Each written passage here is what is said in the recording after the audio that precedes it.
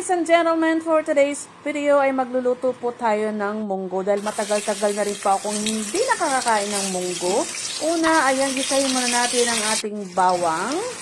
Kung may bawang, syempre may sibuyas. Papula-pulahin lang po natin na yan. Nakita nyo, hinahagis-hagis ko na lang yan sa aking kaldero.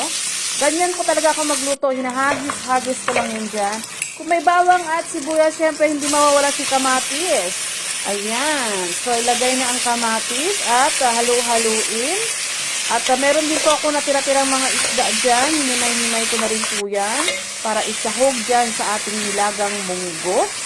Ayan. Wala ko kasi tayong pinapaso. Ayan.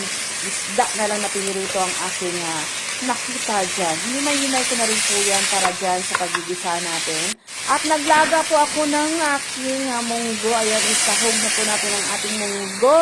Diba? Napakahirap pulutuin yan.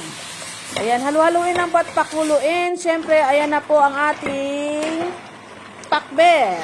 O, diba? Saan ka pa nakakita dyan ng 2-in-1 ulam, munggo with pakbet. Pero masarap po. I-try po natin. Ayan, thank you for watching. Ayan ang ating 2-in-1 ulam, munggo with pakbet. Bye!